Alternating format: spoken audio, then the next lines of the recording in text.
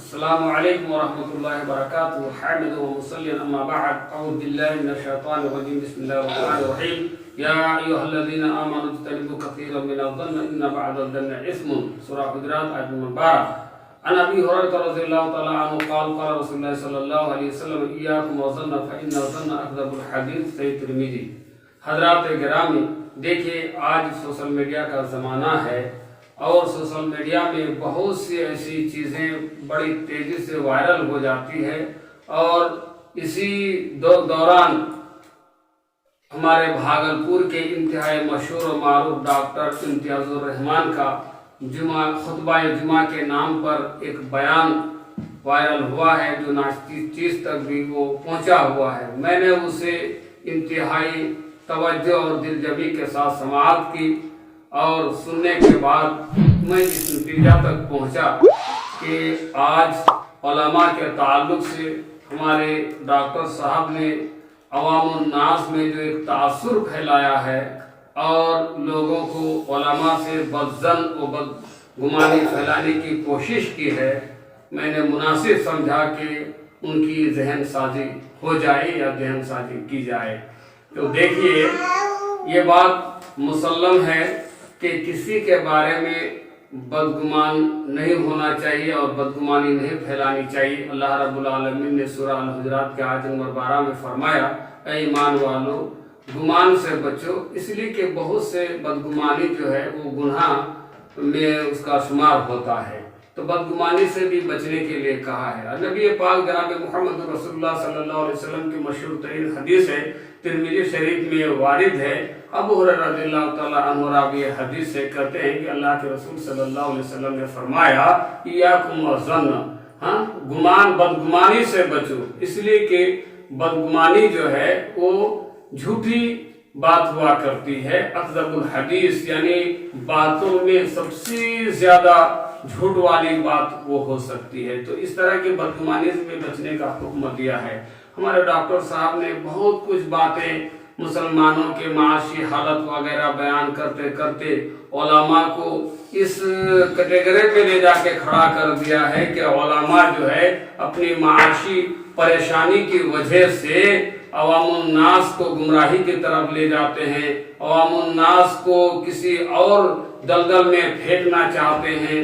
تو اس طرح سے بدگمانی پھیلانا علماء کے تعلق سے یہ سراسر ان کا بیان غلط ہے، اس لیے کہ یہ علماء پوری انسانیت کے رہنما ہیں، یہ ورثۃ الانبیاء ہے، یہ اللہ رب العالمین سے سب سے زیادہ ڈرنے والے ہیں۔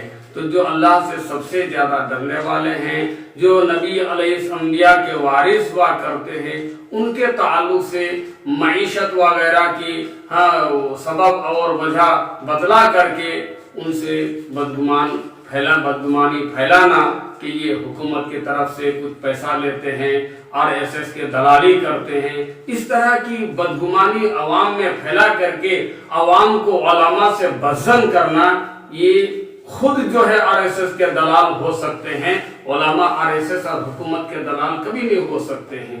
جو علماء کے بارے میں عوام کو بدظن کرے اور ان کے درمیان ان کی بدعقیدگی پھیلائے، جو علماء سے نفرت پیدا کرنے کا سبب بنے، اس طرح کا بیان دے کر کے وہ لوگوں میں مقبول نہیں ہو سکتا ہے، بلکہ یہ چاپلوس آدمی کا بیان ہو سکتا ہے۔ معاف کیجیے گا، دیکھیے انہوں نے کئی کارن اور سبب بتایا ہے کہ دیکھیے ایک نمبر تو ڈی ایم کے سامنے انہوں نے کیا بولتے ہیں جو گڑگاؤں کا واقعہ پیش کیا کہ ڈی ایم کے سامنے مسجد کا لفڑا جھپڑا لے کر کے وہاں ڈی ایم وغیرہ پہنچے کہ نماز یہاں پڑھنا کیسا ہے، نہیں ہے۔ تو مسلمانوں نے کہا کہ یہاں نماز نہ پڑھنا ہی بہتر ہے، اس لیے کہ لوگوں کو پریشانی ہو سکتی ہے۔ یہ جنہوں تو ڈی ایم نے کہا کہ ہم اس میں کیا فیصلہ سنائیں گے، بولیے، یہ آپ مسلمان ہی تو منع کرتے ہیں، ہم نے تو منع نہیں کیا۔ آپ کو معلوم ہونا چاہیے یہ وہ مسلمان ہوگا جنہوں نے ڈی ایم کے سامنے چاپلوسی کر کے نماز پڑھنے سے رکوایا اور مسلمان اور لوگوں کی پریشانی کا سبب بتلایا، وہ ڈاکٹر امتیاز جیسے ہی چاپلوس آدمی ہوگا جس کو اس بات کا ڈر ہوگا کہ اگر یہاں پر نماز ہو جائے گی تو फितना खड़ा होगा, कोई और कारण पैदा हो सकती है जिसकी वजह से तनाव पैदा हो जाएगा, फसाद बर्पा होगा, बहुत सारी चीजें सामने आ सकती है। तो इसकी वजह से हमारे डॉक्टरी बंद हो जाएगी, हमारा हॉस्पिटल बंद हो जाएगा। इस तरह का चापलूस ही मुसलमान हो सकता है, ये उलमा वहां ऐसी बात कर ही नहीं सकते हैं। आप इसको ठंडा दिमाग से सोचा कीजिए। दूसरी बात उन्होंने ये बात कही है कि इतने इतने मसाजिद तोड़ दिए गए, आग लगा दी गई, कुरान जल रहे थे, कोई इमाम कुरान पकड़ के नहीं थे बचाने वाले। तो ये डॉक्टर साहब क्या समझते हैं कि हम जब मस्जिद में आग लग जाए तो हम अपना शटर गिरा दें, अपना गेट बंद कर दें और ताला लगा करके हम अंदर से वो शीशा वाला जिसमें बाहर से दिखाई ना दे अंदर से दिख सकता है, उसमें छुप छुप करके आप नजारा देखने वाले होंगे। और आपकी गैरत कैसे गवारा कर लेती है कि हम दरवाजा बंद करके अंदर खामोश बैठे रहेंगे और हमारे उलमा मस्जिद में जलते रहेंगे। कैसे आपने गवारा कर लिया? ये यहूदी का काम हो सकता है, ये बनी इसराइल का काम हो सकता है, ये अहले ईमान इस तरह की बात कर ही नहीं सकते हैं। कुरान तो हमें ये सिखलाता है कि बहुत से बनी इसराइल हजरत मूसा अलैहिस्सलाम ने जब कहा था चलो क़िताल करने के लिए, तो बनी इसराइल ने हजरत मूसा अलैहिस्सलाम से कहा था फज़हब अंता व रब्बुका फ़क़ातिला इन्ना हाहुना क़ाइदून। ऐ मूसा, आप और आपका रब जाएं, क़िताल करें, हम तो यहाँ बैठे रहेंगे। तो ये डॉक्टर इम्तियाजुर रहमान जैसे चापलूस लोग ये उलमा को मरते हुए देखना चाहते हैं और ये अपने घर में बैठे रहेंगे छुप करके। इनको तो चाहिए कि ये उलमा की हिफाजत करेंगे। ये कहते हैं कि उलमा हमको दीन की तालीम नहीं देते हैं, कि अगर दीन की तालीम ये सीख लेंगे तो ये खुद निकाह पढ़ा लेंगे, ये खुद जनाजा पढ़ा लेंगे, ये खुद ईद पढ़ा लेंगे, ये जुमा का खुतबा दे लेंगे, या और जलसा जुलूस में मुकर्रिर बन जाएंगे। ये उलमा कभी नहीं सोचते हैं। उलमा गरीब लोगों को तरगीब देते हैं, अपने बच्चों को मदरसा में डालो। अगर इनको दीन सीखने की इतनी फिक्र होती, मैं डॉक्टर साहब से पूछना चाहता हूँ, आपके कितने बेटे हाफिज कुरान बन रहे हैं, आपके कितने बेटे मदरसा में पढ़ रहे हैं, आपका नाती पोता कितना मदरसा में एडमिशन करवाए हैं? उलमा कभी दीनी तालीम हासिल करने से न अमीरों को रोका है न गरीबों को रोका है। ये जुमा के खुतबा में इल्म की अहमियत बताते हैं, इल्म की फजीलत बताते हैं, इल्म की जरूरत बताते हैं। ये आपके बच्चों को दीनी तालीम से रोकेंगे? कैसे आपकी गैरत इस तरह बातें करने पर आमादा कर रही है?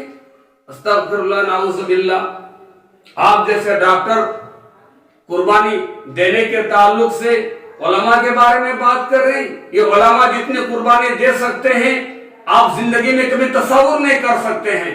आप एक डॉक्टरी चला रहे हैं, आप डॉक्टरी की फीस इतना ज्यादा लेते हैं और छोटे छोटे मजबूर मरीज लोगों से इतनी बड़ी बड़ी फीस और रकम लूटते हैं कि आपको अगर इंसान का कसाई नाम रख दिया जाए तो मेरे ख्याल से गलत नहीं होगा।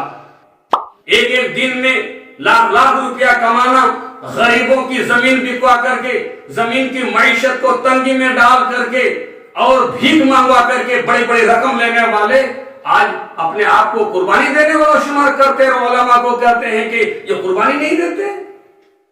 अपने बीवी बच्चा छोड़ करके आपकी मस्जिद में इमामत कर रहे हैं, आपकी मस्जिद को मकतब में बच्चों को पढ़ा रहे हैं।